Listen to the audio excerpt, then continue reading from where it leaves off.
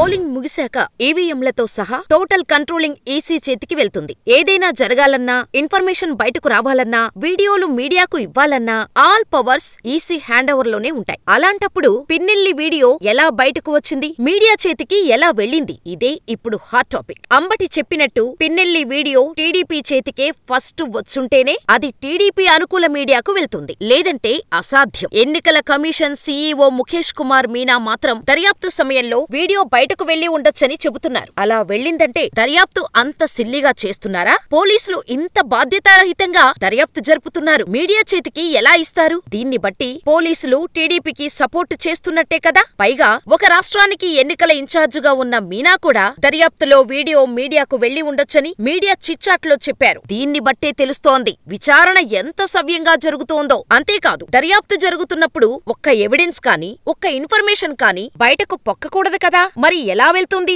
ఎలా వెళ్ళుంటుంది? మీనా కూడా అంత క్యాజువల్ గా ఎలా చెబుతున్నారు? దీన్ని బట్టే అర్థమవుతుంది పోలీసులు టీడీపీతో ఎంతగా కుమ్మక్కయ్యారు. లేకపోతే ఒక పోలింగ్ బూత్ లో జరిగిన విషయాన్ని రిజల్ట్ రాకుండా, ఎన్నికల కమిషన్ తో సంబంధం లేకుండా బయటకు ఎలా ఇస్తారు? చట్టరీత్యా ఇది కూడా నేరమే కదా. అసలు పిన్నెల్లిని ఓటేయకుండా పోలీసులు ఆపింది కుట్ర కాదా? పిన్నెల్లిని కొడుకుతో సహా కారులో నిర్బంధించి పోలింగ్ బూత్ కు 10 కిలోమీటర్ల దూరంలోనే అడ్డుకున్నది వాస్తవం కాదా? జూలకంటి పోలీసులతో పిన్నెల్లిని అడ్డుకొని నానా రచ్చ చేసింది మాచర్ల ఓటర్లకు తెలియదా? పిన్నెల్లి వీడియోను అడ్డుపెట్టుకొని హంగామా చేస్తున్నదెవరు? చేసిందంతా చేసి వైసీపీ నేతలపై నిందలు వేస్తూ తప్పించుకునే ప్రయత్నం చేస్తున్న టీడీపీని కాపాడుతున్నది ఖాకీలే కదా. ఏది ఏమైనా ఈవీఎం ధ్వంసం చేసిన పిన్నెల్లి చట్టరీత్యా నేరస్తుడే కావచ్చు, కానీ ఆ ఘటనకు దారితీసిన పరిస్థితులను కూడా విచారణ జరపాలి. ఎందుకలా జరిగిందో నిగ్గు తేల్చాలి. వాస్తవాలను ప్రజల ముందు పెట్టాలి. జూలకంటి అరాచకాలను